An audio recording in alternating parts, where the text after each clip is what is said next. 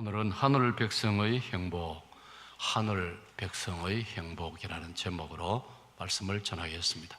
제목을 다 같이요. 시작. 하늘 백성의 행복. 오늘 핵심 단어 키워드는 행복입니다. 그런데 우리들에 대해서, 우리들의 행복에 대해서 강조하려고 합니다. 하늘 백성, 바다입니다. 하늘 백성. 자, 먼저 행복에 대해서 여러분 한번 봅시다. 우리 사람은 누구든지 남녀노소를 불문하고 또 동서고금을 막론하고 모든 사람은 다 아주 자연스럽게 또 본능적으로 행복을 추구합니다. 그래서 가장 많이 우리가 살아가면서 쓰고 또 사모하는, 염원하는 단어가 있다면 그 중에 하나가 행복인 것입니다. 모든 사람이 행복을 찾아 나서고 있습니다. 그래서 한때는 우리 국민들도 행복을 찾아서 미국으로 길만 있으면은 태평양을 건너서 미국을 가야 되겠다. 그래서 생겨난 이름이 아메리칸 드림이었습니다. 요즘은 여러분, 우리는 그렇게까지 못 느끼고 있지만은 많은 지구상의 나라 사람들이 코리아에 가면은, 한국에 가면은 행복을 손에 넣을 수 있다. 그런 지금 이야기들이 많지 않습니까? 그래서 생겨난 이름이 코리안 드림입니다. 우리가 아메리칸 드림이란 말을 쓸 때에 언제 과연 코리안 드림이란 말이 생겨날까? 우리가 상상도 하지 못했습니다. 그런데 세월이 지나서 이제는 사람들이 한국에 가면은 성공할 수가 있고 행복을 손에 넣을 수 있다. 이렇게 그리워하고 이렇게 사모하는 사람들이 여러분, 우리가 생각하는 것 이상으로 아주 많다는 것이 사실입니다. 그러면 여러분이 행복에 대해서 우리가 질문을 할 수 있습니다. 첫째는 어디에 가면 행복이 있을까? 어디에 가면 행복이 있을까? 한때 유럽 사람들은 대서양을 건너서 자기들 건너편에, 유럽에서 말하면 서쪽이 되겠죠. 자기들 건너편에 아메리카로 가면은 행복이 있지 않겠느냐. 그래서 유럽 사람들 중에 북쪽의 유럽, 북유럽 사람들은 북아메리카로, 남유럽 사람들은 남아메리카로 많이 건너갔습니다. 대서양을 건넜습니다.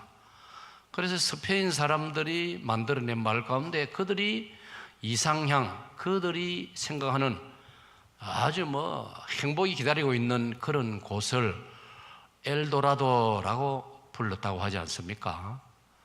또 이제 어떤 곳에서는 상글리라 이렇게 또 이름을 부르면서 아주 이상적인 곳, 행복이 기다리는 곳, 그렇게들 말했습니다.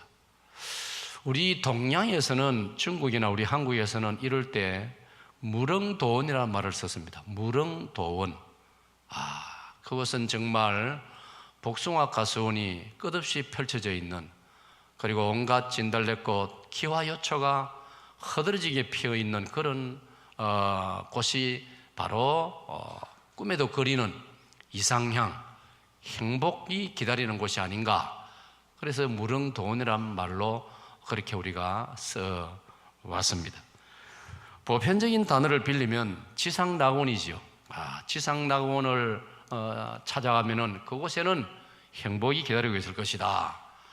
이것이 여러분 19세기, 20세기 우리가 지나간 100년을 돌이켜보면은 지구상의 많은 사람들이 무엇을 이상향으로, 지상낙원으로 생각했느냐 하면 사회주의, 공산주의, 사회주의야말로 이상적인 나라이다.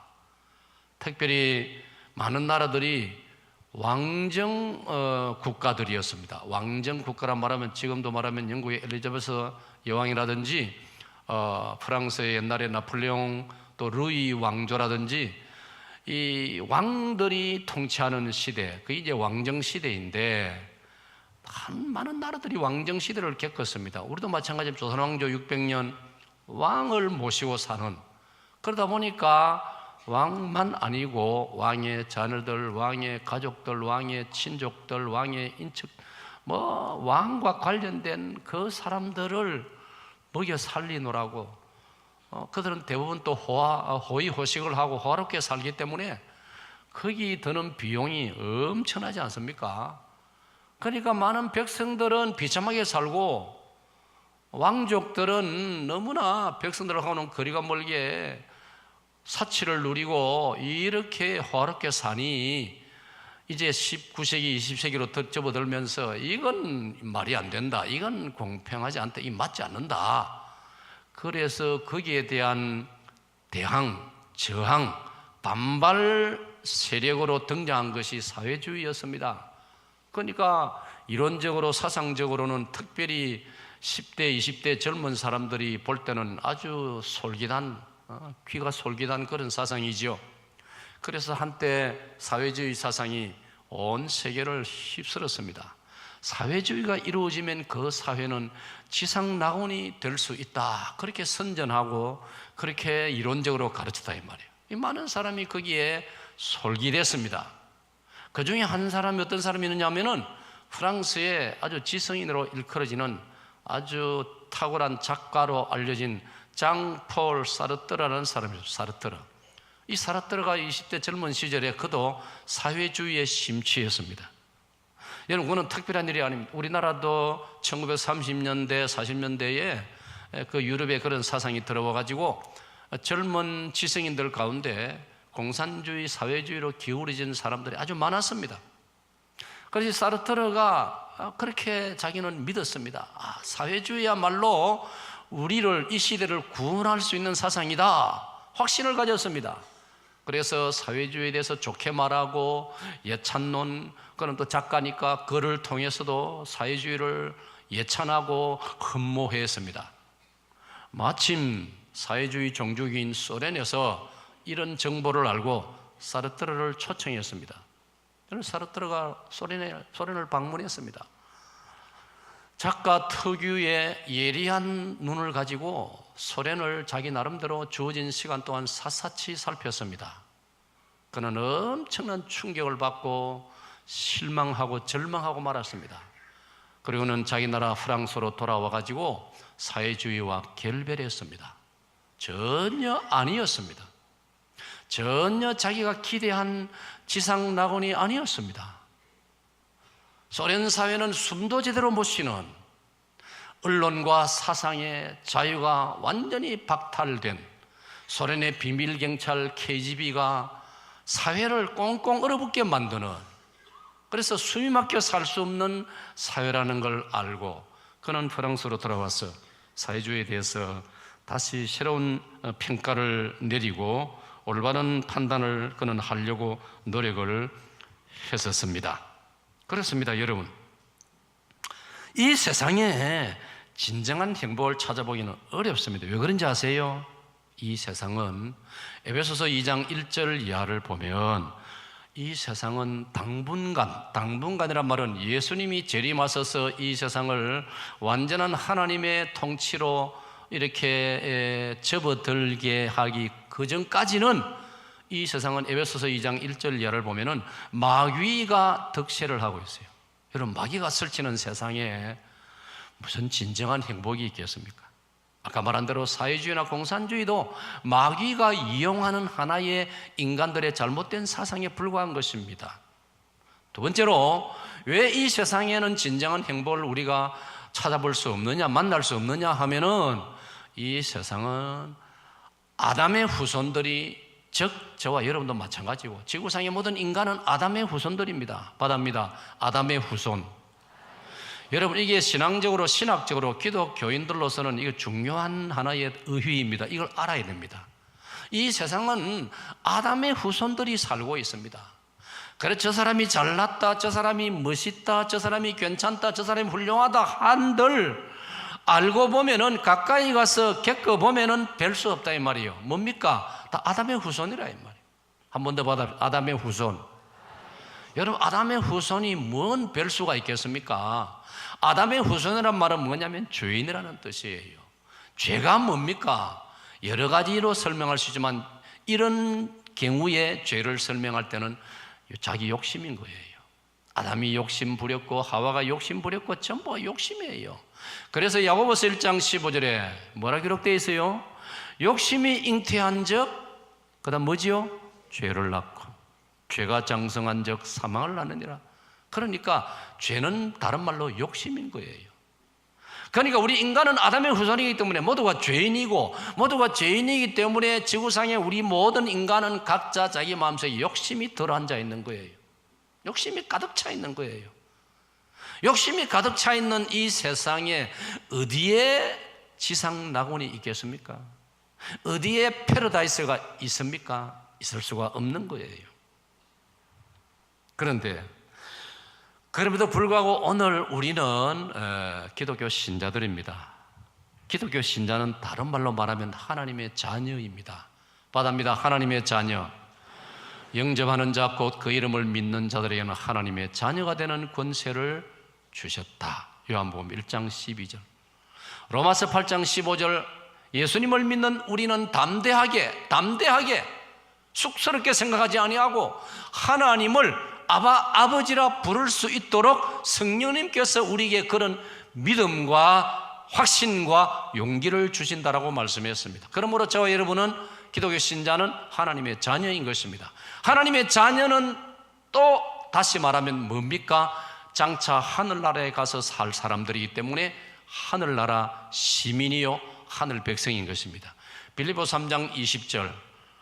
오직 우리의 시민권은 하늘에 있는지라. 오직 우리의 시민권 받아입니다. 시민권 얼마나 중요합니까, 여러분? 여러분, 요즘 중동에서 우리나라로 인천공항으로 부산 김해공항으로 도망오는 사람들이 가끔 있습니다. 그 나라 있으면 죽을 것 같아서 피난 왔습니다. 그래서 한국에서 살고 싶습니다. 근데 여러분, 예를 들면 1000명이 와도요, 우리나라 정부에서 몇 년 동안 심사하고 지켜보고 그들을 한 곳에 딱 이렇게 수용해가지고 1000명이 왔으면요 10명이 대한민국 시민권 얻기가 어렵습니다. 근데 그것도 뭐 1000명 왔다고 1000명 다 주어버리는 소문이 나가지고 온 지구상에서 우리나라로 다 몰려오기 때문에 이건 문제가 보통이 아니기 때문에 여러분 시민권을 얻는다는 건 어렵습니다. 미국에 가서 산다고 시민권 다 줍니까? 미국에 살아도요 몇 년간 살아야 되고 심사를 까다롭게 받아야 되고 복잡하지 않습니까? 그런데 오늘 성경은 자 빌립보 3장 20절 다 같이요 시작. 그러나 우리의 시민권은 하늘에 있는지라 거기로부터 구원하는 자 곧 주 예수 그리스도를 기다리노니. 할렐루야. 우리 주 예수 그리스도를 구주로 믿는 그리스도인을 성경은 하늘의 시민권을 가진 사람이다. 할렐루야. 얼마나 감사합니까? 이 세상에 알고 보면은 그 나라도 문제가 있습니다. 세상 사람들은 대한민국이 최고라고 말하는 사람도 있어요. 그러나 대한민국 안에 살고 있는 사람 중에는 우리나라를 귀하게 생각 안 하고 부정적으로 말하고 심지어 나쁘게 말하는 사람들도 있지 않습니까? 이 세상은 완전한 곳이 없습니다. 미국이라고 지상 낙원입니까? 스위스라고 지상 낙원입니까? 아니에요. 아까 말한 대로 마귀가 상당한 권세를 가지고 있는 이 세상, 아담의 후손인 죄인들이 살고 있는 이 세상, 한 사람 한 사람이 아담의 자손이기 때문에 전부 다 욕심을 가지고 있는 이 세상, 여러분 이런 세상에 우리가 살고 있는데도 불구하고 우리가 예수님을 믿기 때문에 하나님께서 우리에게 하늘의 시민권을 주겠다라고 약속을 하셨으니 오늘 저와 여러분이 믿음으로 성경이 약속하신 하늘의 시민권을 저와 여러분이 다 가지고 있는 줄로 믿습니다. 그러면 하늘의 시민권을 가지고 있으니까 우리는 다른 말로 하면은 하나님의 자녀요 하늘 백성인 것입니다. 받아입니다. 하늘 백성. 그래서 오늘 제가 여러분에게 이 가을을 맞이하면서 아름다운 가을을 맞이하면서 우리가 좀 자부심을 가져야 되겠다. 우리가 주님 안에서 좀 당당해야 되겠다. 우리가 좀 어깨에 힘을 주고 어깨를 펴고 살아야 되겠다. 너무 이 세상이 지금 복잡하고 전쟁 이야기도 나섰고 북한은 말도 안 되는 소리를 이렇게 짓거리 샀고 우리가 정신적으로 참 피곤하고 부담스러운 지금 날들을 살고 있지 않습니까? 그럼에도 불구하고 받아봅시다. 그럼에도 불구하고 오늘 저와 여러분은 하나님의 자녀요 하늘의 백성이기 때문에 우리는 행복하다는 것을 오늘 제가 강조하려고 합니다. 자, 서로 좌우로 인사합시다. 당신은 행복합니다. 자, 그 다음 또 받아봅시다. 나도 행복합니다. 항상 제가 말씀드리지만 이런 이야기 할 때 한번 서로 쳐다보세요. 얼굴을 쳐다보세요. 행복해 보이느냐 보세요. 옆에 계시는 분이 행복해 보이는지 별로 아직 그러는지, 막 떠났어. 그걸 우리가 때로는 미련하고 우리가 좀 미숙하고 우리가 아직 어리석어서 몰라서 그렇고 깨닫지 못해서 그렇지. 그래서 어떤 면에서는요, 신앙은 깨달음입니다. 깨달아야 되는 거예요. 귀가 있는 자는 들을지어다, 귀가 있는 자는 깨달을지어다. 예수님께서 많이 말씀하셨습니다. 받아봅시다. 우리는 하늘 백성입니다. 그러면 하늘 백성은 행복하게 되어 있다 이 말이에요. 아멘. 우리가 이 땅에만 소속된 사람이라면 다 행복하지 않지요. 아까 말씀드린 대로. 사르트르가 소련에 가면은 행복한 줄 알아. 소련은 사회주의 종주국으로서 사회주의를 주도하는 나라로서 지상 낙원인 줄 알았는데 가보니까 숨도 제대로 못 쉬는, 이건 얼마나 그가 절망하고 실망해. 사회주의를 결별할 마음을 가지고 그는 돌아왔던 것이지요. 그런데 오늘 저와 여러분은 대한민국 사람이지만은 동시에 우리는 이중 국적자라고 할 수 있습니다. 오늘 저와 여러분이 대한민국 시민권에다가 미국 시민권은 없을지라도 우리 믿는 그리스도인에게는 하늘나라 시민권이 있는 줄로 믿습니다. 하늘 백성인 줄로 믿습니다. 그럼 하늘 백성이기 때문에 우리는 이미 행복한 거예요. 아멘. 여러분 밖으로 나가면, 외국으로 나가면, 해외로 나가면 대한민국 이 여권을 가지고 있다는 게, 대한민국 이 패스포트를 가지고 있다는 게 얼마나 자랑스러운지 몰라요. 우리는 잘 몰라요. 외국 사람들은 알아요. 대한민국 여권이 얼마나 권위가 있고 얼마나 값어치가 높다는 걸 세상 사람들은 알고 있어요. 그런 걸 깨달으면 우리 한국 사람으로 자부심이 생겨요. 저도 제 조그만 배낭에다가 태극기를 딱 내가 붙여놨어요. 밖으로 나면 딱 짊어지고 나면 태극기 딱 뒤에 붙여가지고 난 한국 사람이야. 그런 사람들이 부러운 눈으로 쳐다본단 말이에요. 물론 요즘 이슬람 IS 이런 데서 또 한국 사람 표적을 삼아가지고 테러를 범할 수도 있으니 태극기를 지우라 이런 말도 있는데 그건 아주 나쁜 사람 때문에 그렇고 현실은 사실은 그렇단 말이에요.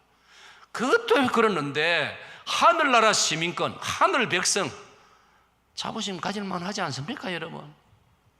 행복해도 좋지 않겠습니까 여러분? 아멘. 그런데도 만약 나는 행복 안 합니다, 나는 불행합니다, 나는 슬픕니다, 사람인지라 순간적으로 그럴 수는 있겠죠. 잠시 그럴 수 있죠. 그러나 늘 그러면 안 되는 거예요. 그건 하나님이 섭섭해하는 거예요. 부모님 앞에서 자녀가 나는 슬픕니다, 나는 불행합니다 하면 그 부모님이 얼마나 마음 섭섭하겠습니까? 아버지, 저는 아버지 때문에 행복합니다, 저는 어머니 때문에 행복합니다, 나는 아버지의 아들 된 것이 행복합니다, 자부심이 넘칩니다 하면은 부모님으로서 얼마나 보람을 느끼느냐 말이에요. 오늘 이치는 똑같거든요. 그러니까 하나님께서도 오늘 저와 여러분이 이미 우리는 기독교 신자이기 때문에 하나님의 자녀이기 때문에 하늘 백성이기 때문에 우리는 당연히 나는 행복한 사람이다, 나는 이미 행복한 사람이다, 이런 의식을 가지고 살아갈 때 이게 바로 하나님께 영광이 되는 줄로 믿습니다. 이게 바로 하나님 기쁨이 되는 줄로 믿습니다. 우리의 목적이 뭡니까? 하나님을 영광스럽게 하고 하나님께 기쁨을 안겨드리는 것, 그게 우리가 창조받은 목적이고 우리가 구원받은 목적이라고 성경이 가르치고 있지 않습니까?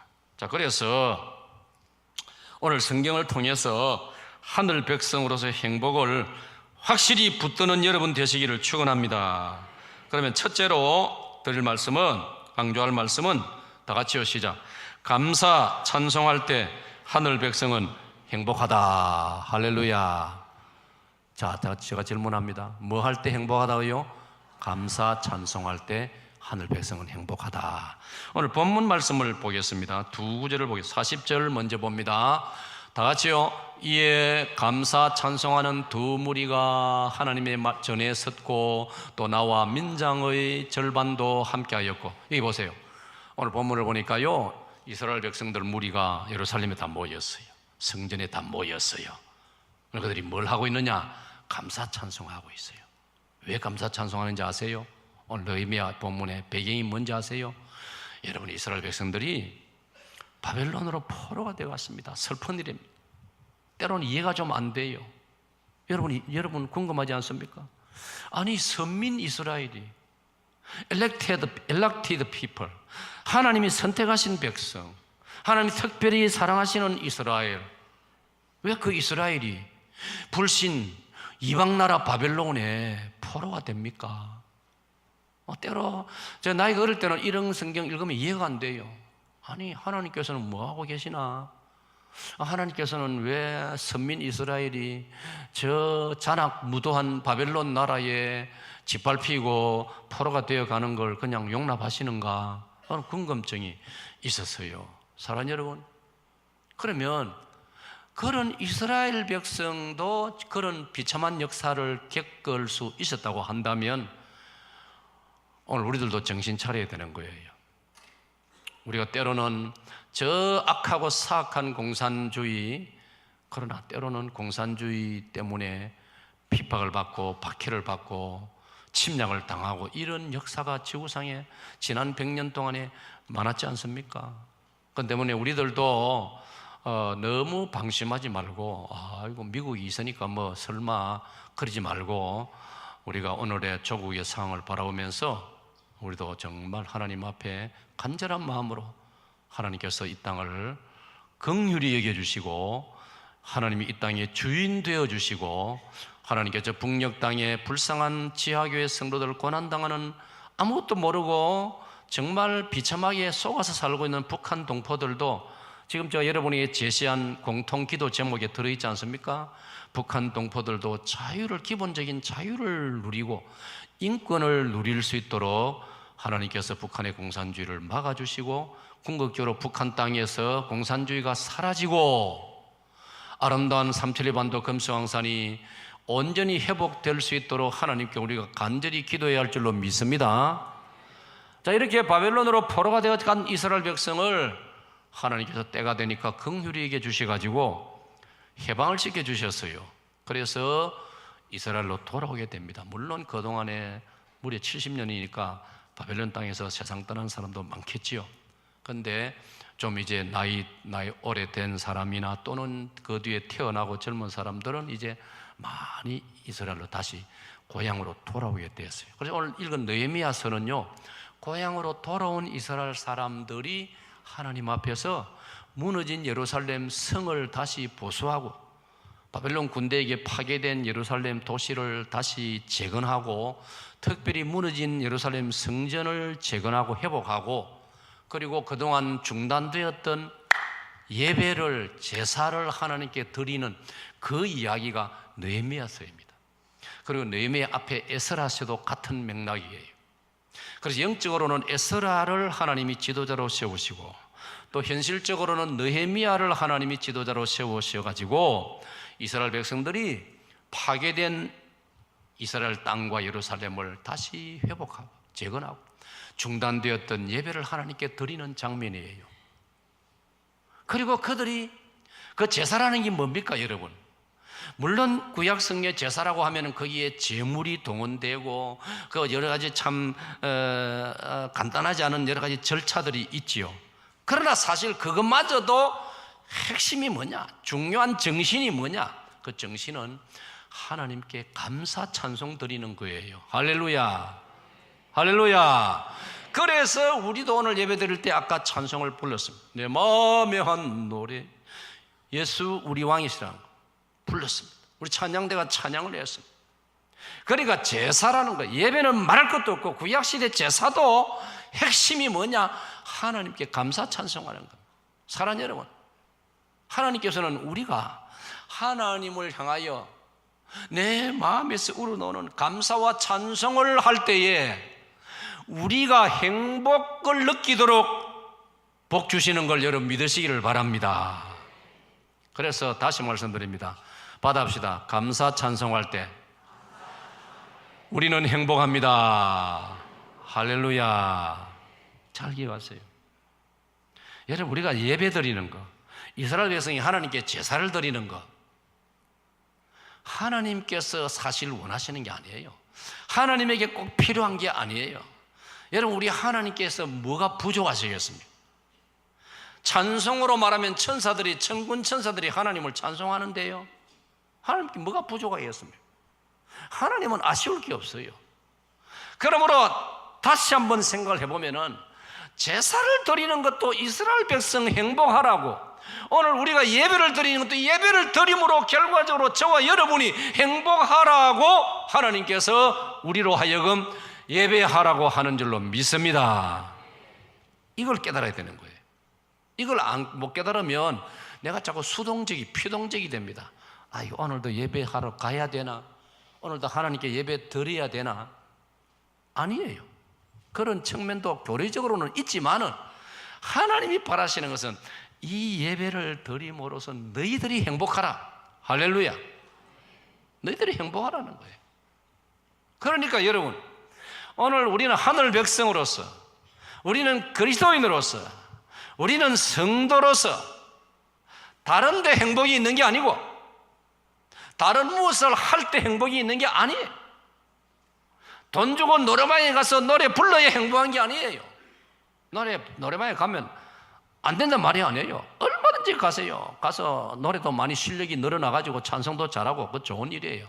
그러나 노래방에 가서 노래해야 행복하고, 조수미 공연하는 데 가서 내가 비싼 입장료를 내고 노래를 들어야 행복하고, 그게 아니에요. 그보다 더 행복한 건 내가 하나님을 찬송하고 내가 하나님께 감사할 때 하나님께서 우리에게 행복하도록 복을 주시는 줄로 믿습니다. 그걸 오늘 성경이 말하고 있는 거예요. 그러면 여러분, 우리는 왜 감사하고 찬송할 수 있을까요? 뭔가 있어야 안 되겠습니까? 그냥 무조건 난 아무것도 모르지만 무조건 감사하고 찬송합니다. 그것도 참 좋지만은 성경이 가르치는 게 있어요. 우리는 왜 감사하고 찬송해야 되느냐? 뭐 때문에? 첫째는 하나님의 창조를 생각할 때 감사해야 되는 거예요. 하나님의 위대한 창조. 자, 다 같이 읽습니다. 시작. 위대한 창조를 감사 찬송하자. 자, 우리 할렐루야 찬양대 시작. 자, 하나님의 창조는 위대합니다, 여러분. 우리는 물건 하나를 보고도 아이고 예쁘네, 잘 만들었네. 여러분, 이 컵 보세요. 얼마나 잘생겼습니까? 누구 아이든지 모르지만은 어찌 보면은 무지개 색깔, 어찌 보면 우리나라의 태극선처럼 아시아나 비행기 좀 닮았네, 내 눈에. 자, 예쁜 색상을, 컬러를 아주 선을 따라서 여러 가지로 예뻐요. 아이고 예쁘네, 아름답네. 제가 마셔보겠습니다. 우리가 물맛도 참 좋아요. 여러분, 사람의 손으로 만든 것도 예뻐 보이는데, 그러나 사람의 손으로 만든 것은요, 단 한 가지, 항상 생명이 없어요. 생명이 없어요. 하나님의 창조, 하나님이 창조하신 모든 창조물에는 생명이 들어있습니다. 할렐루야. 그래서 아름다운 거예요. 그래서 이 강단에 이 생명이 있는 나무를 얹어 놓은 거예요. 이 김 목사는 결혼 때는 허락하지만은 평소에는 꺾여진 꽃을 별로 저는 좋아하지 않습니다. 꺾여진 꽃꽂이보다도 생명 있는 화분을 얹어 놓는 것, 저는 이것을 매우 좋아합니다. 제 철학입니다. 제 나름대로 목회 철학입니다. 여러분, 잘 들으세요. 하나님으로부터 지음받은 창세기 1장 26절, 우리의 형상을 따라 우리의 모양대로 사람을 짓고, 모든 사람은요, 지구상의 모든 인간은 하나님의 형상을 따라 지음받았습니다. 하나님의 형상을 따라 지음받은 말은 하나님의 인격, 하나님의 성품을 따라서 지음받았다는 뜻이에요. 그러면 하나님의 마음을 안다 이 말이에요. 하나님의 마음을 아는 인간으로서 사는 우리들이라면 마땅히 하나님 창조하신 자연 만물을 바라볼 때 탄성을 질러야 됩니다. 감탄사가 나와야 됩니다. 이야, 아름답다. 이야, 위대하다. 놀랍다. 그래서 이런 찬송이 나오는 거죠. 주 하나님 지으신 모든 세계 내 마음속에 그리어볼 때 같이요. 하늘의 별 울려 퍼지는 뇌성 주님의 권능 우주에 찬네. 주님의 높고 위대하심을 내 영혼이 찬양하네. 주님의 높고 위대하심을 내 영혼이 찬양하네. 할렐루야. 여러분, 사람이라면 하나님이 창조하신 자연 만물을 바라볼 때 그 자연 만물 속에서 하나님의 높고 위대하심이 깨달아지기 때문에 어쩌면 이렇게 아름다울까? 어떻게 이렇게 잘 만들어졌을까? 이 생명을 다 가지고 있는, 그래서 우리가 잎사귀를 만져보면 그 촉감이 얼마나 부드럽고 아름답습니까? 그러므로 여러분, 사람이라면 자연 만물을 바라볼 때 하나님 감사합니다, 하나님은 위대하십니다 라고 할 수 있어야 되는 거예요. 아멘. 그런데 많은 사람들은 그래 안 하지 않습니까? 저절로 됐다고. 어쩌다 보니까 저절로 세상이 만들어졌다. 얼마나 이거는 무례한, 얼마나 불효한 태도 아니겠습니까? 더군다나 저와 여러분 기독교 신자이기 때문에 우리는 보는 눈이 다르지 않습니까? 우리는 거듭난 사람이기 때문에 생각이 다르고 깨닫는 게 다르고 보는 눈이 다른 것입니다. 그런 눈을 가지고 바라볼 때 하나님 창조하신 이 자연 만물이 얼마나 신비롭고 얼마나 아름답습니까? 그러니 나도 모르게 찬송이 터져 나오는 거예요. 감사합니다가 나오는 거예요. 할렐루야. 그래서 저는 주일학교 때부터 배운 이 노래가 가슴에 감동으로 다가오는, 참 아름다워라 주님의 세계는 저 솔로몬의 옷보다 더 고운 백합화. 그 다음 뭐죠? 주 찬송하는다 저 맑은 새소리 나의 주 하나님의 큰 뜻을 내 알 듯 하도다. 할렐루야. 참 아름다워라 주님의 세계는. 그래서 여러분, 우리는 마땅히 하나님 앞에 감사 찬송을 해야 되는데 하나님의 위대하신 창조를 바라볼 때 평범한 세상 사람이라도 그리해야 된다면 우리는 기독교 신자로서 좀 더 새로워진 시각을 가지고 거듭난 마음을 가지고 자연 만물을 바라보면서도 하나님 앞에 감사 찬송할 수 있기를 축원합니다. 그럴 때 우리 자신이 행복해진다 이 말이. 예? 봄, 여름, 가을, 겨울 사계절의 아름다운 변화를 주시는 하나님, 예? 밤하늘의 아름다운 별을 주시는 하나님, 얼마나 신비롭습니까? 얼마나 신비롭습니까? 예?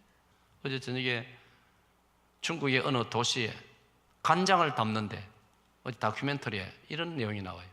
그 도시에 간장을 담는데 간장 독이 몇 개냐? 6만 개. 완전히 막 기절할 정도. 끝없이 간장 독이 줄을 서 있는데 전 세계로 수출한대요, 간장을. 나는 간장은 우리나라만 있는 줄 알았더만 중국에 간장이 얼마나 많은지 유럽으로 막 수출한대요.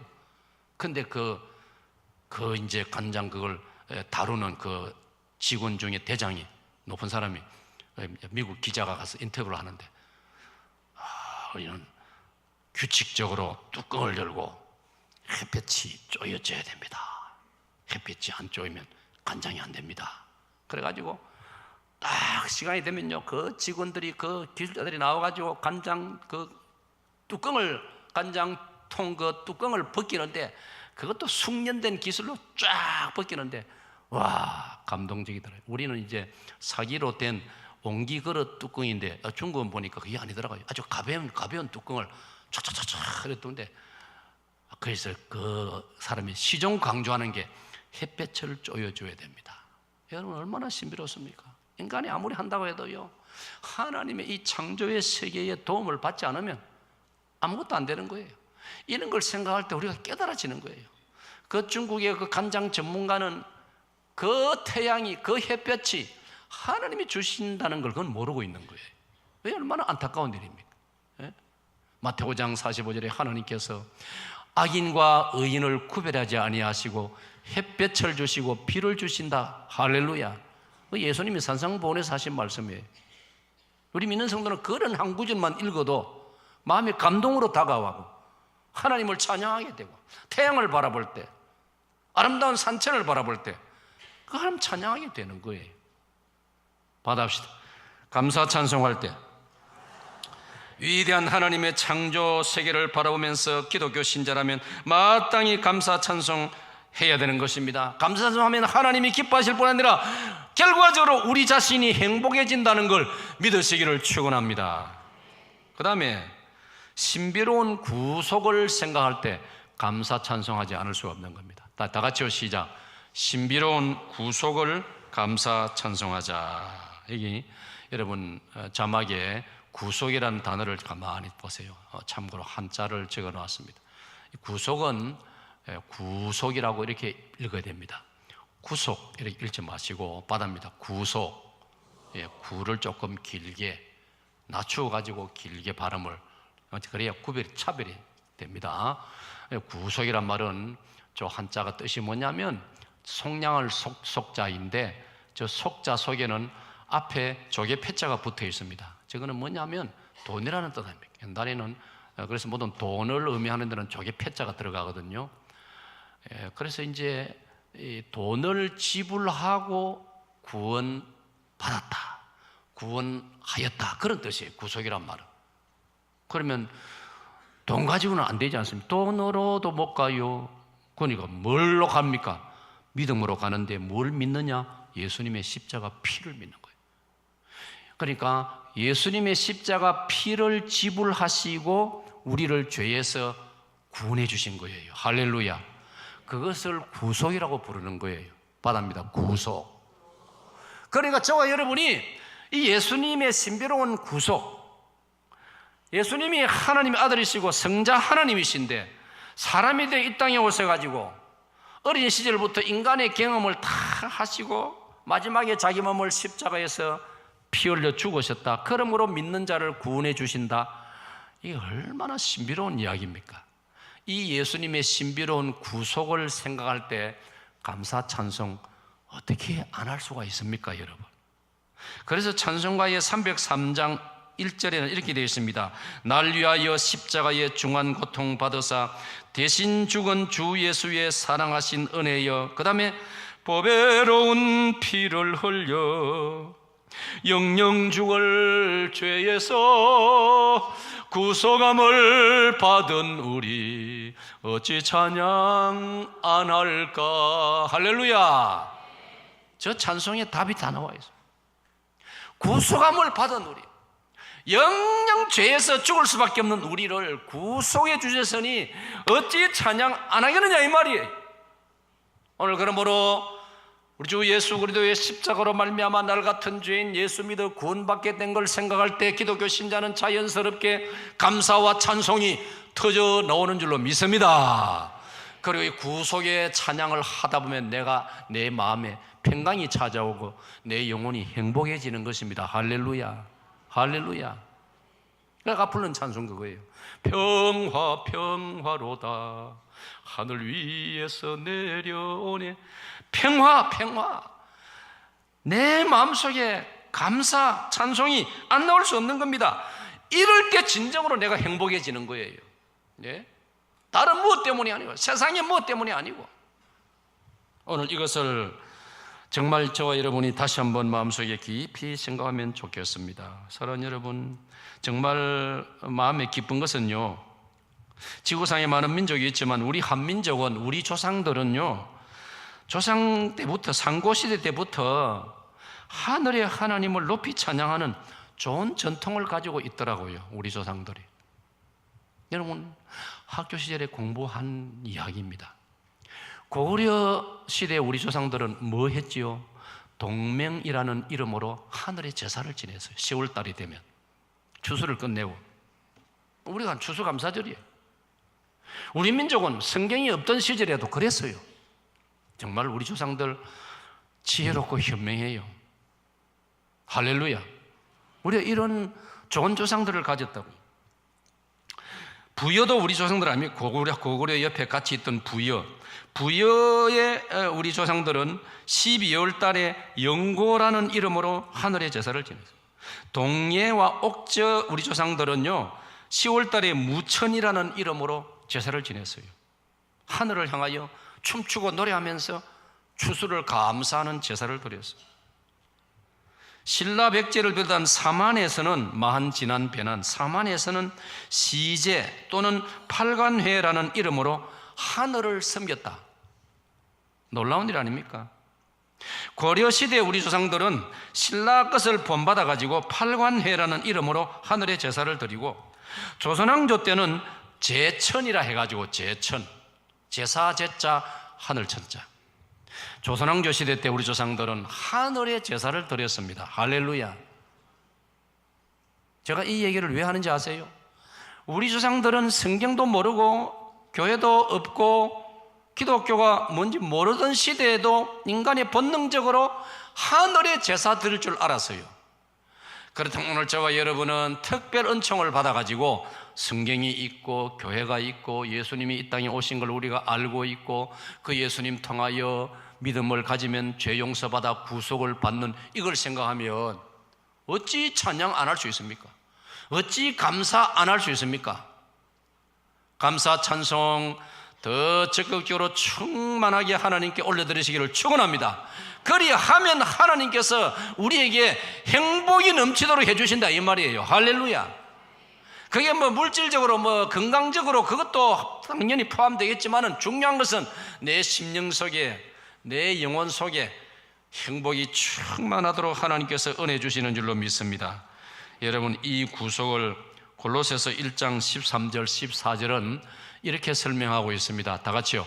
그가 우리를 흑암의 권세에서 건져내사 그의 사랑의 아들의 나라로 옮기셨으니 그 아들 안에서 우리가 속량 곧 죄 사함을 얻었도다. 아멘. 속량이란 말이 구속입니다. 지난번 성경에 구속이라고, 우리가 구속 곧 죄 사함을 얻었도다, 이걸 생각하고 이게 믿어지는 사람, 이것이 믿어지는 성도는 감사 찬송 어찌 안 할 수 있겠습니까? 이 사실을 생각하면서 감사 찬송하면은 우리의 심령 속에 행복이 넘치는 줄로 믿습니다. 그 다음 큰 두 번째로 큰 제사를 드릴 때 하늘 백성은 행복합니다. 43절을 보겠습니다. 자, 본문 43절 말씀, 자, 여러분 읽어주세요. 시작.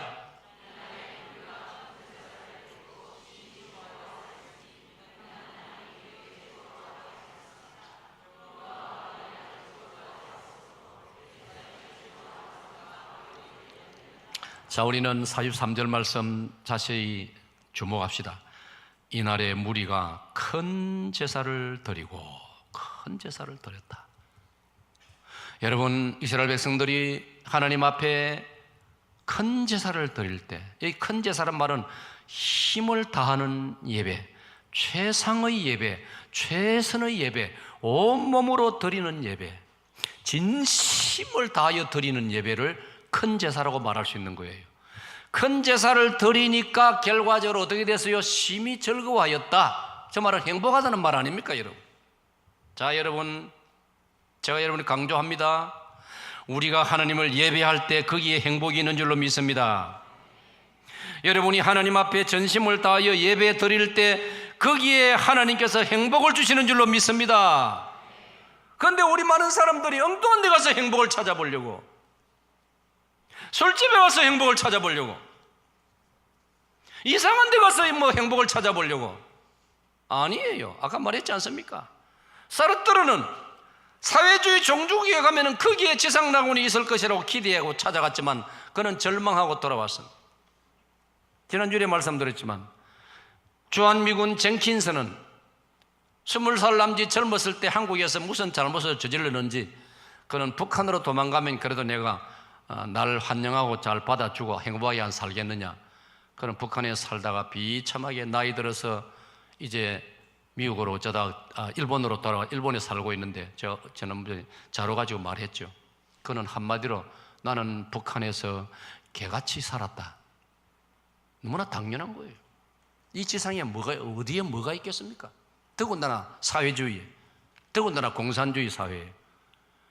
사랑하는 여러분, 하나님께서 우리를 창조하실 때 우리가 창조주 하나님을 알아보고 그 창조주 하나님과 교제하고 그 창조주 하나님께 예배할 때에 우리 심령이 행복하도록 그렇게 지어주신 줄로 믿으시기를 축원합니다. 자동차가 제 기능을 발휘하고 자동차가 스무스하게 쫙 기능을 발휘하고 가려면 휘발유를, 기름을, 오일을 넣어줘야죠. 그러면 자동차가 무리 없이 잘 가지 않습니까? 기름도 없는데 자동차 엔진을 막 밟아대면 안에 부속 중요한 기계들이 다 상하고 나중에 망가지고 마는 거예요. 영적으로도 이치가 똑같은 거예요. 하나님께서 우리를 창조하실 때 하나님과 교통하고 하나님과 연락하고 하나님과 연결이 되고 하나님과 교제하고, 그건 하나님과 교제하는 것은 예배를 통해서 하나님과 교제하는 겁니다. 아멘.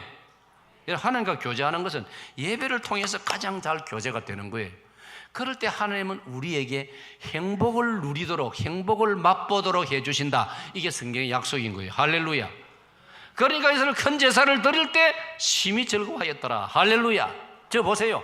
이는 하나님이 크게 즐거워하게 하셨습니다. 아멘. 그러니까 내가 찬양을만 너무나 잘함으로 예배가 은혜에 충만하고, 물론 우리가 하나님의 형상 닮아 인격이 있으니까 할 수 있는 대로 잘 준비해야 되죠. 그러나 그것이 해결책은 아니에요. 하나님이 은혜를 주셔야 되는 거예요. 할렐루야. 저기 보세요. 하나님이 크게 즐거워하게 하셨다. 그러니까 그 주체는 하나님이세요. 하나님이 우리에게 행복을 주시는 거예요. 아멘. 다시 말씀드립니다. 우리 예배를 드린다고 하나님이 배가 부르시고 하나님이 만족해 하시고 그런 측면이 전혀 없는 건 아니겠지만 주된 목적은, 하나님의 의도는 예배를 드림으로 우리가 행복해지고 우리 영혼이 살아나고 예배를 드림으로 우리의 몸과 영혼이 새로워진다는 걸 믿으시기를 축원합니다. 그래서 어떤 분이 글을 썼다, 어떤 의사가 글을 썼더라고요. 신앙생활을 제대로 하는 기독교 신자라면 그 사람은 몸과 마음이 건강하다. 할렐루야.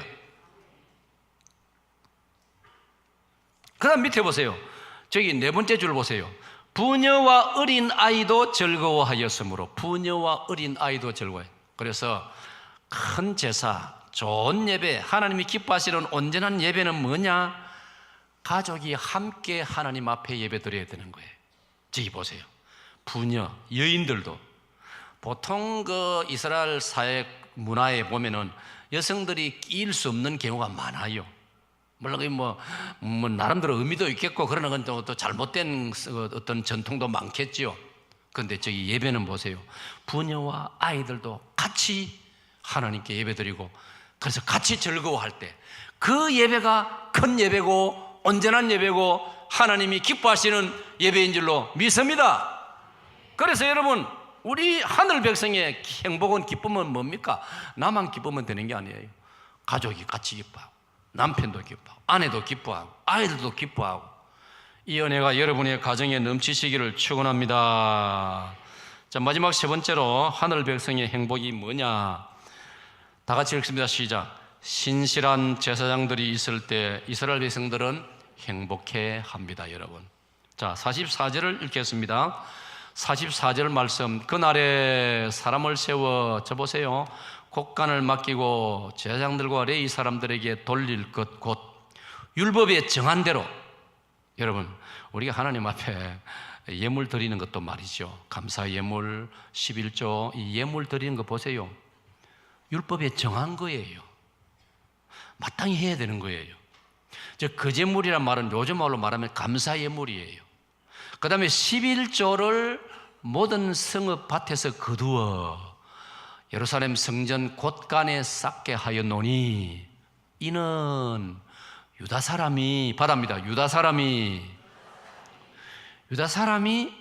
그 다음 끝에 보세요. 즐거워하기 때문이라. 유다 사람이, 이스라엘 백성이 즐거워합니다. 44절에서는 잘 보세요. 이스라엘 백성들이 뭐 때문에 즐거워하느냐? 섬기는 제사장들과 레위 사람들 때문에 즐거워한다, 이런 뜻이에요. 그럼 제사장들이 뭘 섬긴다는 말입니까? 하나님을 섬기고 제사를 섬긴다, 이 말이에요. 예루살렘 성전의 제사를 책임 맡아 섬기는 제사장들이 제사장으로서의 할 일을 잘하기 때문에 백성들이 즐거워하더라, 이 말이에요. 여러분, 이걸 오늘 우리에게 적용해서 말하면 무슨 뜻이냐 하면은, 여러분들의 행복이 어디 있는지 아세요? 세 번째로, 목회자가 목회를 잘할 때 여러분이 행복한 것입니다. 아멘. 그러니까 우리 목회자들이 목회를 잘해야 되는 거예요. 제사장들이 자기 맡은 일을 잘해야 되는 거예요. 잘하니까 이스라엘 백성들이 즐거워서 율법에 정한 대로 감사 예물과 11조를 하나님 앞에 정직하게 다 잘하더라, 이 말이에요. 오늘 여러분들은 감사 예물을 잘 드리고 있습니까? 여러분들은 11조를 하나님께 잘 드리고 있습니까? 여러분, 11조와 감사 예물은 내가 하나님을 잘 섬긴다는 하나의 증거입니다. 자기 고백입니다. 하나님, 제가 정말 하나님 잘 섬기고 싶습니다. 날 구속해 주신 거 감사합니다. 자연 만물을 바라볼 때 너무 제 기쁨이 넘칩니다. 우리 사역동 교회가 있음을 감사합니다. 그래서 기쁨으로 감사 예물과 11조를 드리는 거예요. 물론 저기 말한 대로 율법에 정해놓은 거예요. 그래 하라고 한 거예요. 오늘 여러분, 이 본문을 읽으면서 여러분의 감사 생활과 여러분의 11조 생활을 한번 돌아보시고 점검하세요. 여러분, 이 자료는 탈북 동포가, 여러분이 기억나지요? 내가 보여드렸죠, 옛날에. 탈북 동포가 중국으로 도망와가지고 목숨 걸고 눈물 흘리면서 번 돈의 11조 한 내용입니다. 여기 11조 몇 년, 몇 월, 며칠, 소득이 얼마, 이 사람은 다 적어 놨어요.